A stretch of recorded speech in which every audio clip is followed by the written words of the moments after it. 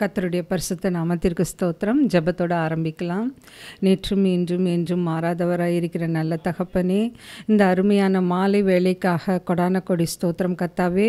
கர்த்தாவே, நாங்கள் வேதத்தில் உள்ள பெண்களுடைய குணங்களை பற்றி பார்த்து கொண்டிருக்கிறோம் ஆண்டவரே. பரிசுத்த ஆவியானவர் தாமே எங்களோடு இருந்து நாங்கள் சொல்லப்போகும் கருத்துக்களை தெளிவாக புரிந்து கொள்ளவும் அதன்படி எங்கள் வாழ்க்கையில் நடக்கவும் கிருபை தாரும் ஆண்டவரே. அனைத்தையும் உம்முடைய பாதப்படியில் வைக்கிறேன். இயேசுவின் மூலம் ஜெபம் கேளும் பிதாவே, ஆமேன். எல்லோரும் நல்லா இருக்கீங்களா? சந்தோஷமாக இருக்கீங்களா? நம்ம அந்த வேதாகமத்தில் இரட்டை பெயர்களுடைய பெண்களை பற்றி பார்த்து கொண்டிருந்தோம். ஸோ போன வாரம் பார்த்தது சில்பாள், பில்காள். இந்த வாரம் பார்க்க போகிறது சிப்பிராள், பூவாள். இவங்க 2 பேர் பார்த்திங்கன்னா அதுக்குரிய வேத வசனம் யாத்திரையாகமம் 1ஆவது அதிகாரம் 8-21. நான் இப்போ வாசிக்க போகிறது யாத்திரையாகமம் 1ஆவது அதிகாரம் 15-16 வசனம் பாருங்கள். அதுவுமின்றி எகிப்தின் ராஜா சிப்பிராள், பூவாள் என்னும் பேருடைய எபிரேய மருத்துவச்சிகளோடு பேசி, நீங்கள் எபிரேய ஸ்திரீகளுக்கு மருத்துவம் செய்யும் போது அவர்கள் மனையின் மேல் உட்கார்ந்திருக்கையில் பார்த்து, ஆண் பிள்ளையானால் கொன்று போடுங்கள், பெண் பிள்ளையானால் உயிரோடு இருக்கட்டும் என்றான். ஸோ இன்றைக்கி நம்ம பார்க்க போகிறது 2 மருத்துவச்சிகளுடைய பெயர்களை தான், சிப்பிராள் அண்ட் பூவாள். இவங்க எகிப்து தேசத்தில் வாழ்ந்து வந்த எபிரேய மருத்துவச்சிகள். இவங்க பார்த்திங்கனாக்கா வேதாகமத்தில் இவர்களுடைய பெயர்கள் இடம்பெற்றிருக்கிறது.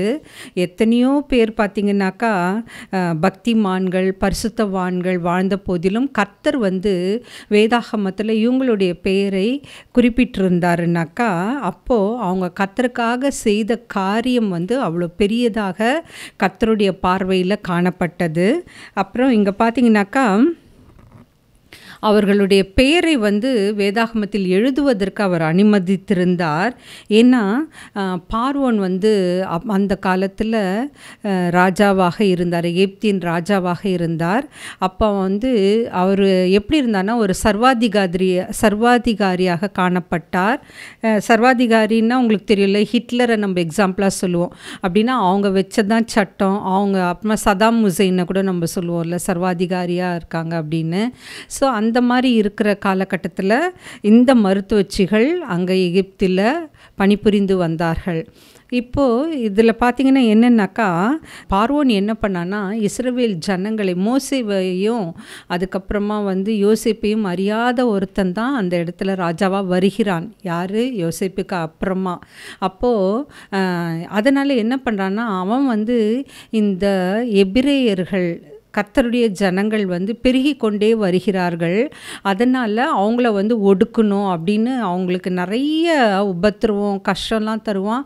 வேலை கூட பார்த்திங்கன்னா செங்கல் சூளையை அறுக்கணும், அதெல்லாம் ரொம்ப கஷ்டம். ஆனால் கூலி கம்மியாக தான் கொடுத்துட்டு அவங்கள ரொம்ப உபத்திரவப்படுத்தினாங்க. இதை பார்த்த உடனே அந்த ஜனங்கள் கர்த்தரிடத்தில் போய் முறையிடுவாங்க. அப்போ தான் கர்த்தர் மோசேவை அனுப்புவார். எல்லாமே லைனாக அந்த ஈவெண்ட்ஸ் எல்லாம் நடக்கும். அதுக்கப்புறமா யோசேப்புக்கு அப்புறம் அவன் தானே கடைசி அதிபதியாக இருந்தான்.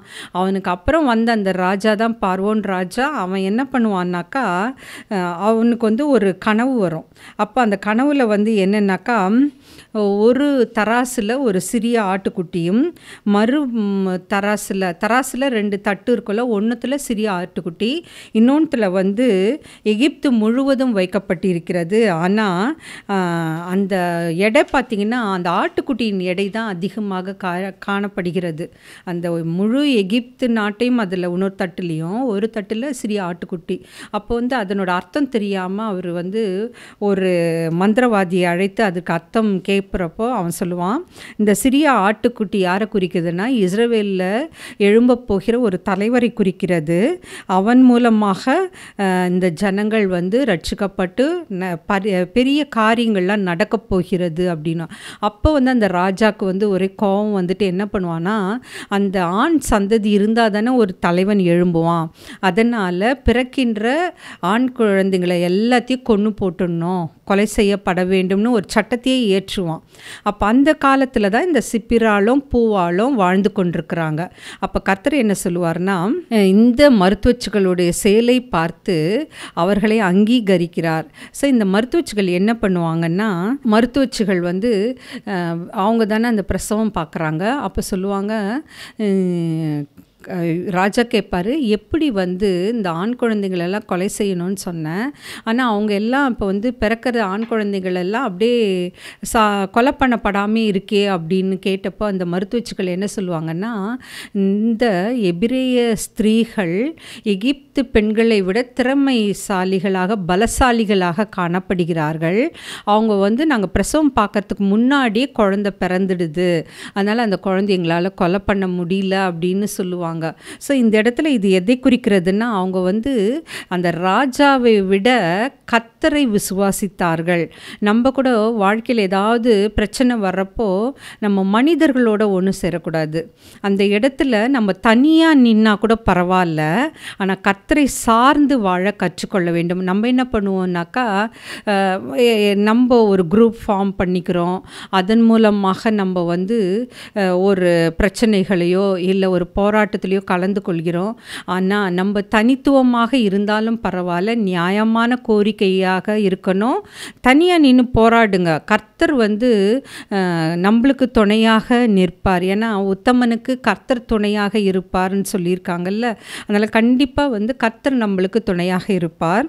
அதுக்கப்புறமா பார்த்திங்கனாக்கா, இவன் வந்து எல்லாரையும் கொலை செய்ய திட்டமிட்டான்ல.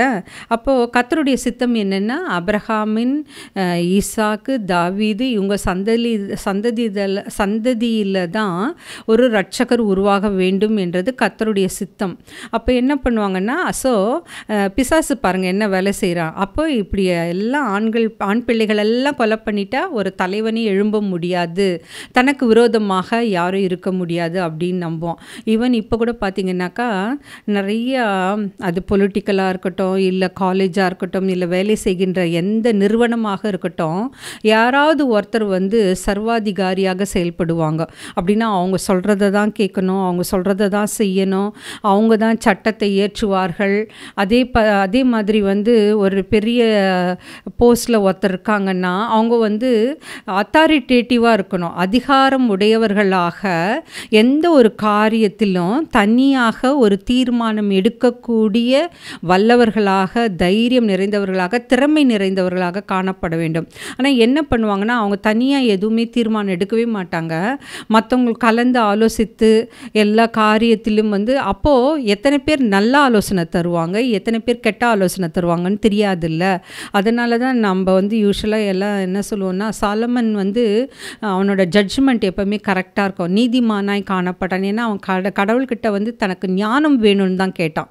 அந்த மாதிரி தான் நம்மளும் கர்த்தரிடத்தில் வந்து நம்மளுக்கு நல்ல ஒரு ஞானத்தையும் அறிவையும் தர வேண்டும் என்று கேட்க வேண்டும்.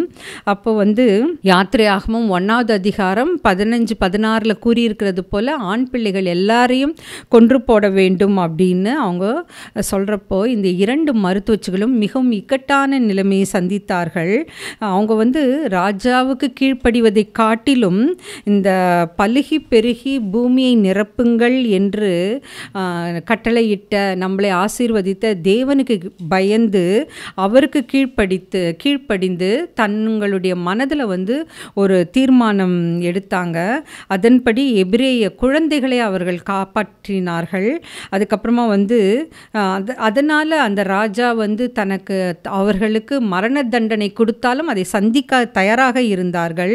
அதுக்கப்புறமா வந்து எந்த ராஜாவானாலும் அதிபதியானாலும் கர்த்தருக்கு கீழ்ப்பட்டவர்கள் என்பதை அவர்கள் உணர்ந்திருந்தார்கள். யாராக இருந்தால் எவ்வளோ பெரிய லீடராக இருக்கட்டும், எல்லாமே வந்து கர்த்தருக்கு கீழே தானே அவங்க எல்லாம்.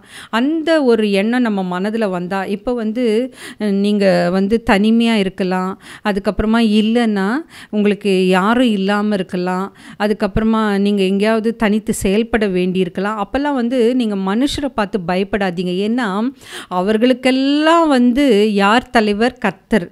அப்போது அவர் என்ன சொல்கிறாரோ அதுதான் நடக்கும், அவர் என்ன செய்கிறாரோ என்ன திட்டமிடுறாரோ அதுதான் நடக்கும். அதை நம்ம வந்து விட்டுட்டு என்ன பண்ணுவோன்னா மனிதரை சார்ந்து வாழ ஆரம்பிக்கிறோம். அப்போ யாரெல்லாம் மனிதரை சார்ந்து வாழ ஆரம்பிக்கின்றோமோ நம்மளாம் கர்த்தருக்கு தூரம் ஆகிடுவோம். ஆனால் நம்ம இயலாமை காரணமாக நம்ம வந்து பொறுமையாக இருக்க மாட்டோம். ஒரு பிரச்சனைன்னு வந்தால் அது முடிவு வர வரைக்கும் பொறுமையாக இருக்க மாட்டோம். சடனாக வேறு ஒரு சொல்யூஷன் தேடி போகிறோம். அதெல்லாம் தவறான செயல். நீங்கள் அமர்ந்திருந்து நானே தேவன் என்று அறிந்து கொள்ளுங்கள் அப்படின்னு கர்த்தர் சொல்லியிருக்காரு. அதனால் பொறுமையோட கர்த்தருடைய சித்தத்திற்காக, அவருடைய திட்டத்திற்காக நாம் காத்திருக்க வேண்டும். அதுக்கப்புறமா பார்த்தீங்கன்னாக்கா நீதிமொழிகள் 29:35 கூறியிருக்கிறது போல, கர்த்தரை நம்புகிறவனோ உயர்ந்த அடைக்கலத்திலே வைக்கப்படுவான். நம்ம கர்த்தரை விசுவாசிக்கிறோம், கர்த்தரை நம்பி அவரை சார்ந்து வாழறோம்னா கர்த்தர் நம்மளுக்காக யுத்தம் பண்ணுவார். அதை நீங்கள் மறக்காதீங்க. அதுக்கப்புறமா இந்த பெண்கள் தேவனையே நம்பி வாழ்ந்தார்கள், அவருக்கு பயந்தார்கள். ரோமர் 13:1 கூறப்பட்டுள்ளது போல மேலான அதிகாரம் உள்ளவர்களுக்கு கீழ்ப்படியுங்கள் என்று வேதத்தில் கூறியிருக்கிறது கொலை செய்யாதிருப்பாயாக என்று. அப்போ அதுக்குரிய அர்த்தம் என்னன்னா, மேலான அதிகாரங்களுக்கு கீழ்ப்படிங்கள்னாக்கா அந்த மேலான போஸ்டில் இருக்கிறவங்களுக்கு நம்ம கீழ்ப்படிந்து நடக்கணும்.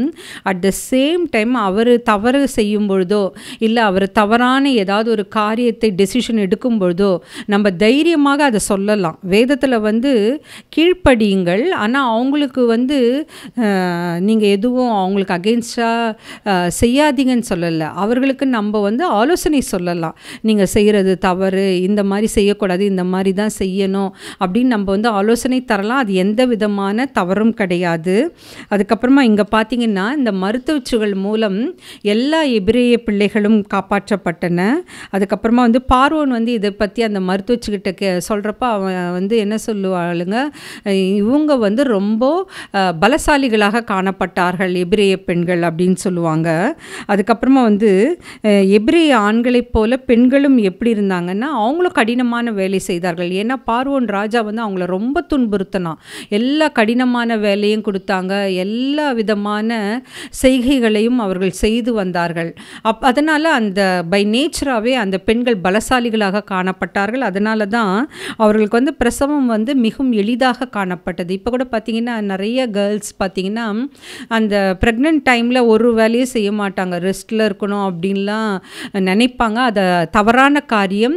உங்களால் எவ்வளோ வேலை முடியுதோ குனிந்து நிமிந்து என்னெல்லாம் செய்ய முடியுமோ செய்யலாம். அப்போ தான் நம்மளுக்கு நல்ல ஒரு பிரசவம் நடைபெறும். ஏன்னா எல்லாம் நினச்சிக்கிறாங்க நம்ம நிறைய வேலை செஞ்சால் டயர்டாகிடுவோம், வீக்காக இருக்கும் அப்படின்லாம் நிறையா ஒரு சில வீட்டிலலாம் தாய்மார்கள் இந்த தவறான கருத்தை வைத்துக்கொண்டு உங்கள் பிள்ளைகளை தவறாக நடத்தாதீங்க. ஏன்னா அந்த வயதில் அந்த நேரத்தில் அவங்க எவ்வளோக்கு எவ்வளோ தங்களால் இயன்ற வேலைகளை செய்கிறார்களோ அவங்களுடைய பிரசவம் எளிதாக காணப்படும். சிசேரியன் வராமல் பார்த்துக்கலாம், நார்மல் டெலிவரி கண்டிப்பாக நடக்கும். ஆனால் ஏஜ் ஃபேக்டரால் சிசேரியன் வரலாம். ஆனால் உனக்கு பிரசவ காலம் நார்மலாக நல்லபடியாக நடக்கணும்னா நல்ல வேலை செய்யுங்க. உங்களால் முடிந்த எல்லா வேலைகளையும் செய்யலாம், அதில் எந்தவித தவறும் கிடையாது.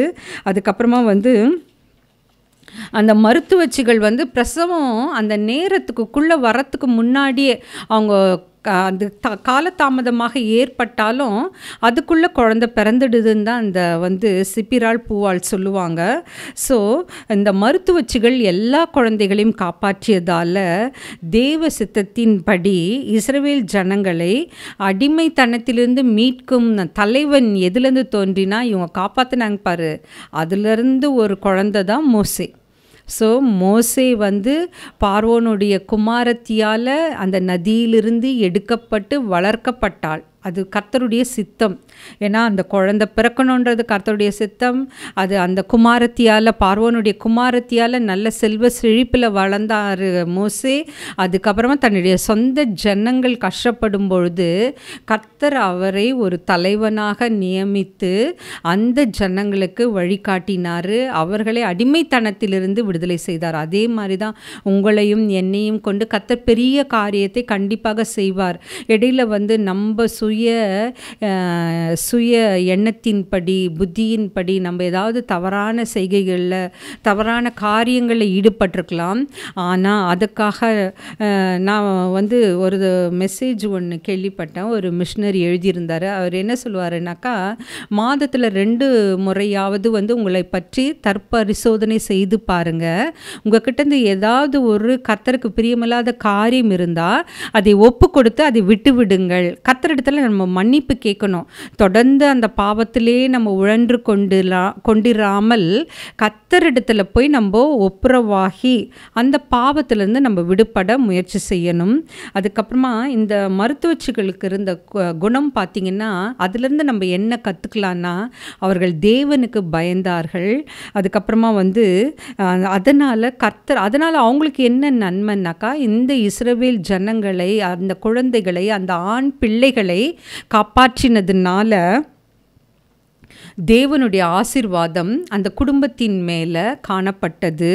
அந்த குடும்பங்களை தழைக்கும்படி செய்தார். யாத்திராகமம் 1:10 பார்த்தீங்கன்னா, அந்த மருத்துவச்சிகளுடைய குடும்பத்தை தேவன் தழைக்கும்படி செய்தார். அவங்க கர்த்தருக்காக என்ன செஞ்சாங்க? அந்த ஆண் பிள்ளைகளை எல்லாம் கொல்லாமல் உயிரோடு விட்டாங்க. ஸோ அவங்க வந்து கர்த்தருக்கு, தேவனுக்கு பயந்து நடந்தார்கள். அவரை முழுவதுமாக விசுவாசித்தார்கள். அதனால் அந்த ஆண் பிள்ளைகளை கொல்லாமல் விட்டு வைத்தார்கள். ஏன்னா அந்த குழந்தையிலிருந்து தான் ஒன்று எழும்ப போகிறது. இஸ்ரவேல் ஜனங்களை ரட்சிக்கக்கூடிய ஒரு தலைவன் எழும்ப போகிறான் என்பது கர்த்தருடைய சித்தமாக காணப்பட்டது. ரெண்டாவது பார்த்திங்கன்னா, அவங்கக்கிட்ட இருந்து நம்ம கற்றுக்க வேண்டிய இன்னொரு இதுனாக்கா, இவங்க வந்து தேவனுக்கு பயந்ததோடு மட்டும் இல்லாமல் பார்வோனின் கட்டளைக்கு கீழ்ப்படியில, ஆனால் தைரியமாக கர்த்தருடைய அந்த கட்டளையை, அவருடைய குணங்களை, அவர் நமக்காக செய்த எல்லா காரியங்களையும் அந்த மருத்துவச்சிகள் நினைவு கூர்ந்து கர்த்தரை முழுவதுமாக நம்பினதுனால, விசுவாசத்தினால அவங்க என்ன பண்ணாங்க? கர்த்தருக்கு கீழ்ப்படிந்தார்கள். முதல்ல என்ன பண்ணாங்க? கர்த்தருக்கு பயந்து நடந்தார்கள். ரெண்டாவது கீழ்ப்படிந்தார்கள். ராஜாவின் கட்டளைக்கு கீழ்ப்படியல, ஆனால் கர்த்தருடைய சித்தத்துக்கு ஒப்பு கொடுத்து அதன்படி அவருடைய சித்தத்திற்கு கீழ்ப்படிந்தார்கள். ஆனால் நம்ம என்ன பண்ணுவோம்? யோசித்து பாருங்கள். இப்போ நம்ம ஏதோ ஒரு வேலை செய்கிறோன்னு வச்சுங்களேன் ஒரு இடத்துல, அப்போ நம்மளுக்கு ஏதோ ஒரு இன்ஸ்ட்ரக்ஷன் கொடுக்குறாங்க. அப்போ என்ன பண்ணுவோன்னா, நம்ம அதே தவறான காரியமாக இருந்தாலும் அங்கே எடுத்து சொல்ல நம்மளுக்கு யாருக்குமே தைரியமே இருக்காது. ஏன்னா நம்ம பயப்படுவோம். எங்கே இப்போ வந்து ப்ரைவேட்டாக இருந்தாக்கா எங்கே நம்மளுடைய வேலை பறி போய்விடுமோ அப்படின்னு பயப்படுவோம். இதே கவர்மெண்ட் ஆர்கனைசேஷன் இருந்தாக்கா எங்கே நம்ம சொல்கிறதுனால அங்கே ஏதாவது ஒரு பிளாக் மார்க் வந்துருமா, ரிமார்க் வந்துருமா அப்படின்னு பயப்படுவோம். ஆனால் அந்த இடத்துல நம்ம தைரியமாக நம்மளுடைய காரியத்தை துணிச்சலாக தனியாக ஒதுக்கப்பட்டால் பரவாயில்ல, அதுக்கு குறித்து நீங்கள் கலங்காதீங்க. ஏன்னா நான் நிறைய பேர் பார்த்துருக்கேன்.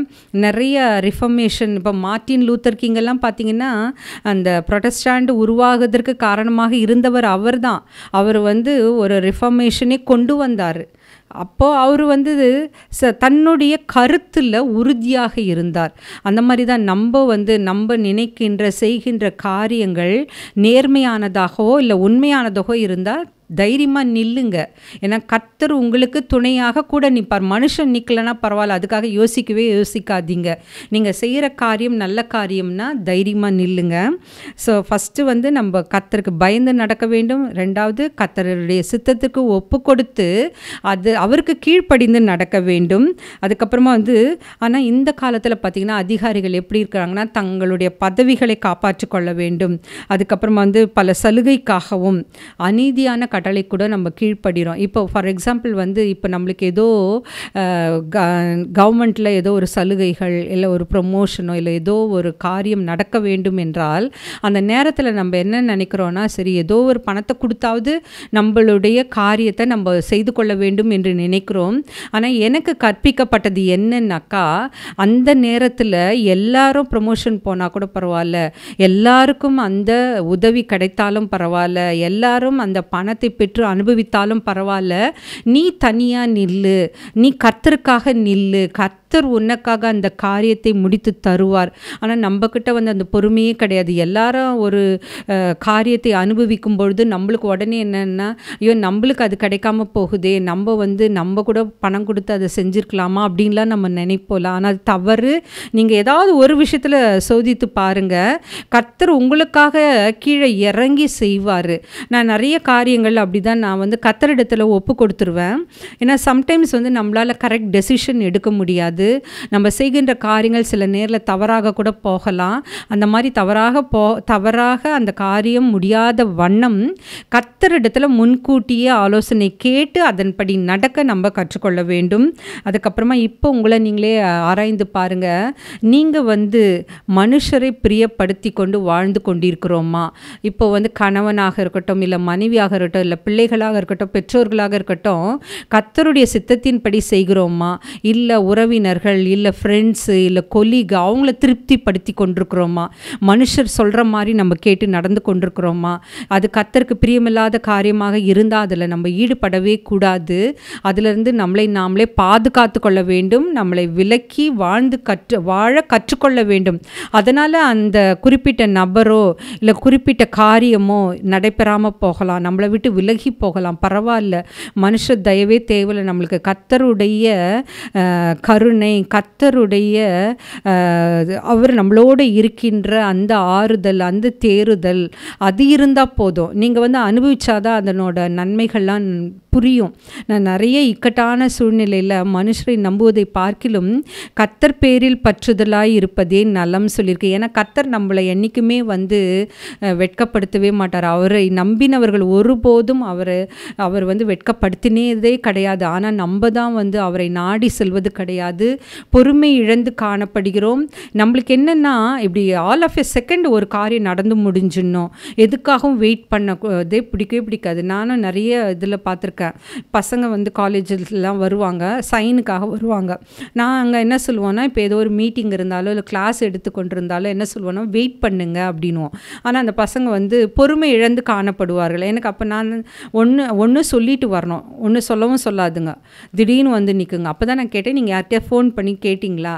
ஒருவேளை நான் லீவ் எடுத்துகிட்டு இருந்தால் என்ன பண்ணியிருப்பீங்க? அந்த பொறுமை நம்மக்கிட்ட கிடையவே கிடையாது. அதே மாதிரி நம்மளும் ஏதோ ஒரு காரியத்துக்காக யாரையாவது போய் அணுகிறோன்னு வச்சுக்கோயேன், அப்போ ஒரு பாசிட்டிவ் ரிப்ளை வரணும்னு எதிர்பார்ப்போம். நம்மளுக்கு சாதகமாக பதில் வருதா, அதுக்கு என்னெல்லாம் செய்ய முடியும் அப்படின்லாம் கூட நம்ம தரம் தாழ்ந்து இறங்க கூட நம்ம தயாராக மாறிட்டோம். ஏன்னா இப்போ பார்த்திங்கன்னா, இந்த எண்ட் டைமில் இருக்கிறோம்ல, தட் இஸ் கடைசி கர்த்தருடைய வருகைக்காக காத்து கொண்டிருக்கிற இந்த கடைசி காலங்களில் நம்ம எந்த ஒரு காரியமாக இருக்கட்டும், பணத்தை கொடுத்தாவது அதை சாதிச்சிடணும்னு நம்ம நினைக்கிறோம். ஆனால் அது தவறான காரியம். எல்லாத்துக்குமே கர்த்தரிடத்திலிருந்து நீங்கள் ஆலோசனை பெற்று வாழுங்க. உங்களுடைய வாழ்க்கை சிறப்பாக அமையும்.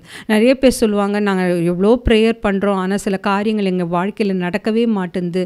அப்போ என்ன சொல்லுவாங்க, நீங்கள் பரிசுத்த ஆவிக்கு உங்களை ஒப்பு கொடுத்து, கர்த்தரிடத்தில் உங்களை ஒப்பு கொடுத்து, உங்கள் வழியில் நீங்கள் செய்கின்ற காரியங்களை ஏதாவது தவறு இருக்கிறதா என்று ஆராய்ந்து பார்த்து அதன்படி நடங்க அப்படின்னு சொல்லுவாங்க. ஆனால் யூஸ்வலாக என்கிட்ட யாராவது ப்ரேயருக்கு வந்தாங்கன்னா, நான் ப்ரேயர் பண்ணிவிட்டு அதுக்குரிய இதை சொல்லுவேன். ஆனால் ஒரு சில நான் யார்கிட்டையாவது ப்ரேயர் பண்ணுங்கன்னு கேட்டால் உடனே எனக்கு 2-3 பேர், நீங்கள் பரிசுத்த ஆவியானவரை என்னைக்காவது துக்கப்படுத்திருக்கீங்களா, இல்லை கர்த்தருக்கு விரோதமாக எந்த காரியத்திலையாவது ஈடுபட்டிருக்கீங்களா அப்படின்லாம் என்னை கேட்பாங்க. அப்போ நான் சொல்லுவேன், நான் உங்கள்கிட்ட ப்ரேயர் பண்ண சொன்னேன், எனக்காக நீங்கள் ப்ரேயர் பண்ணுங்கள், அது போதும் அப்படின்னுவேன். ஏன்னா நம்ம எப்பவுமே நம்மக்கிட்ட பேசுகிறவங்கெல்லாம் நம்மக்கிட்ட நல்லா பேசணும் அப்படின்னு தான் நம்ம எதிர்பார்ப்போம்ல. யாராவது நம்மளை திட்டினா நம்மளுக்கு பிடிக்குமா? பிடிக்காது. எல்லாம் நம்மக்கிட்ட நல்லா உறவாடணும், நல்லா பேசணும், அதுக்கப்புறமா நம்மளுடைய தேவைகளை சந்திக்க யாராவது நம்மளுக்காக இருக்கணும் அப்படின்னு நம்ம மனிதர்களை தான் இன்னும் எதிர்பார்த்து கொண்டே இருக்கிறோம். இன்னொன்று ரொம்ப மோசமானது என்னென்னா, நம்ம எவ்வளோ அடிபட்டாலும் திருந்தவே மாட்டோம். என்ன கஷ்டம் வரட்டும், என்ன பிரச்சனை வரட்டும், திரும்பி திரும்பி திரும்பி மறுபடியும் தேவையில்லாமல் மனிதர்களை நம்பி ஏமாந்து தான் போகிறோமே ஒழிய, சரி அதுலேருந்து நம்ம விடுபட்டு கர்த்தரை சார்ந்து வாழ கற்றுக்கொள்வோம் அப்படின்லாம் நினைக்கிறதே இல்லை. ஏன்னா குறைகள் நம்மக்கிட்டே இருக்கும். ஆனால் அதை விட்டுட்டு நம்ம எனக்கு இப்படி நடந்துடுச்சு, எனக்கு இப்படி குடும்பத்தில் இப்படி ஆயிடுச்சு, இவ்வளோ பிரச்சனை வந்துருச்சு, ஆனால் நம்மக்கிட்ட இருக்கிற குறையை நம்ம ஒருபோதும் கண்ணோக்கி பார்க்கவே மாட்டோம். அது ஒன்று. அதுக்கப்புறமா வந்து இன்னொன்று பார்த்தீங்கன்னா, நம்ம இதை நீங்கள் கண்டிப்பாக இன்றைக்கி உட்காந்து யோசித்து பாருங்கள். நம்ம யாரை பிரியப்படுத்துகிறோம்? கர்த்தரையா இல்லை மனிதரையா? இல்லை அதிகாரத்தில் இருப்பவர்களை பிரியப்படுத்துகிறோமா? இல்லை அநீதியான கட்டளைக்கு கீழ்ப்படுகிறோமா? இதெல்லாம் யோசித்து பாருங்கள். ஒரு தவறான இதில் இருந்தால் நம்மளை நாமளே மாற்றிக்கொள்ள தயாராக இருக்க வேண்டும். அதுக்கப்புறமா வந்து இந்த எபிரேய மருத்துவச்சிகளை போல ராஜாவின் தவறான கட்டளைக்கு கீழ்ப்படிய மறுத்தார்கள். அதுக்கப்புறமா சாத்ராக், மேஷாக், ஆபத்நேகோ வந்து பாபிலோனில் நேபுகத்நேச்சார் கட்டளையிட்டார், அவரை வணங்க வேண்டும். ஆனால் எதிர்த்து நின்றார்கள். அப்போ வந்து அவர்கள் கர்த்தரால் காப்பாற்றப்பட்டார்கள். இது வந்து தானியேல் 3வது அதிகாரம் 16-18. அப்புறமா வந்து எஸ்தர் எப்படி வந்து தன்னுடைய இனங்கள் காப்பாற்றப்பட வேண்டும், தன்னுடைய இனத்துக்காக 3 நாள் உபவாசித்து ராஜாவின் முன்னாடி போய் தைரியமாக நின்னா. அந்த தைரியம் தான் நம்மளுக்கு வேணும். நான் பெண்ணு தானே, என்னால் என்ன செய்ய முடியும் அப்படின்லாம் நினைக்காதீங்க. நீங்கள் கர்த்தரிடத்தில் கேட்டிங்கன்னா அந்த தைரியத்தையும் பலத்தையும் அவர் கண்டிப்பாக தருவார். ஒரு காரியத்தையும் ஐயோ நான் தனியாக இருக்கனே, தனியாக செய்யணுமா, எனக்குன்னு யாரும் இல்லையே, என் கூட அப்படிலாம் நினைக்கவே நினைக்காதீங்க. கர்த்தர் நீ போகின்ற இடத்துல உனக்கான வழியை ஆயத்தப்படுத்துவார். எங்கே போனாலும் உனக்காக ஒருத்தர் யாராவது அவர் வந்து ஆயத்தப்படுத்துவார். அதை நம்ம மறக்கவே கூடாது. அதுக்கப்புறமா கடைசியாக வந்து நம்ம மேலான அதிகாரம் உள்ளவர்களுக்கு கீழ்ப்படிய வேண்டும் என்பது அது எதை குறிக்கிறதுனா, நம்ம அநியாயத்திற்கு கீழ்ப்படியணும்னு குறிப்பிடல. மேலான அதிகாரம் அது கீழ்ப்படினோம். ஆனால் அவங்க அநீதி செஞ்சால் அதுக்கு கீழ்ப்படினோன்னு கொடுத்துடல. ரோமர் 13வது அதிகாரம் 1-2, எபேசியர் 6-5, கொலோசையர் 3:21 வசனம், அதுக்குமா 1 பேதுரு 2:14. இந்த வேதத்தின் வாக்கியங்களின்படி நம்ம வந்து அநியாயத்துக்கு கீழ்ப்படியக்கூடாது. ஆனால் மேலான அதிகாரத்துக்கு கீழ்ப்படுகிறோன்னு சொல்லிட்டு நம்மளை விட ஹை போஸ்டில் இருக்கிறவங்க நம்மளுக்கு கட்டளையிடும் பொழுது அது ஒரு உண்மைக்கு புறம்பாகவோ இல்லை அநியாயத்திற்கு எதிராக இருந்தாலோ அதுக்கு கீழ்ப்படிய கூடவே கூடாது. அதுக்காக நம்மளுக்கு பனிஷ்மெண்ட் வரலாம், அதுக்காக நம்மளை வந்து எல்லாரும் வந்து விரோதிக்கலாம், நம்மளை யாரும் நேசிக்காமல் போகலாம், ஒதுக்கப்படலாம், தனிமையில் போராட வேண்டிய சந்தர்ப்பங்கள் வரலாம். கவலைப்படாதீங்க, கர்த்தர் உங்களோடு இருந்து அனைத்து காரியத்தையும் செவ்வையாக முடிப்பார். ஸோ இந்த எபிரேய ஸ்திரீகள்லேருந்து நம்ம கற்றுக்கொண்டது என்ன? கர்த்தரோடு நம்ம வாழ கற்றுக்கொள்ள வேண்டும், கர்த்தருக்கு பயந்து நடக்க வேண்டும், கர்த்தருடைய கட்டளைக்கு கீழ்ப்படிந்து நடக்க வேண்டும். அநீதியான காரியத்திற்கு எதுக்குமே நம்ம ஒத்து போகவே கூடாது.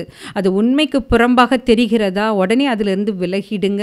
அது எந்த காரியமாக இருந்தாலும், உன்னுடைய சொந்த காரியமாக இருந்தாலும் சரி, கர்த்தருடைய காரியமாக இருந்தாலும் சரி, வேலை செய்கின்ற இடமாக இருந்தாலும் சரி, இல்லை படிக்கின்ற இடமாக இருந்தாலும் சரி, அவருக்காக வாழணும், அவருக்குடைய சித்தத்தின்படி நடக்கணும்.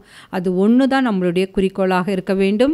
ஸோ இன்றைக்கி நம்மளை நாமளே அர்ப்பணித்து கர்த்தரிடத்தில் நம்ம இப்போ ஜெபம் பண்ணலாம். ஸ்தோத்திரம் கர்த்தாவே, கர்த்தாவே, எங்கே 2-3 பேர்கள் சேர்ந்து உமது நாமத்தை துதிக்கின்றார்களோ அவர்கள் மத்தியில் வருவேன் என்று வாக்களித்த நல்ல தகப்பனே, இதோ இந்த எபிரேய பெண்கள் எசபா மருத்துவச்சிகள் சிப்பிராள் பூவால் எப்படி உமக்காக எழும்பி நின்றார்களோ, உமக்கு பயந்து நடந்தார்களோ, உம்முடைய கற்பனைக்கு கட்டளைக்கு கீழ்ப்படிந்து அந்த ஆண் பிள்ளைகள் அனைவரையும் காப்பாற்றினார்களோ, அதிலிருந்து ஒரு தலைவன் எழும்பி இஸ்ரவேல் ஜனங்களை ரட்சித்தானோ, அதே போல நாங்களும் தைரியமுள்ள பெண்களாக, அநியாயத்துக்கு அல்ல நியாயத்திற்காக போராடும் பெண்களாக, உண்மையாகவும் நேர்மையாகவும் உம்முடைய சித்தத்தின்படி நடக்கவும் கிருபை தாரும் கர்த்தாவே. இந்த சத்தியத்தை கேட்டுக்கொண்டிருக்கிற ஒவ்வொருவரையும் நீர் ஆசீர்வதித்தருளும் கர்த்தாவே. அவர்களுக்கு நல்ல சுகத்தையும் பலத்தையும் கட்டளையிடும் கர்த்தாவே.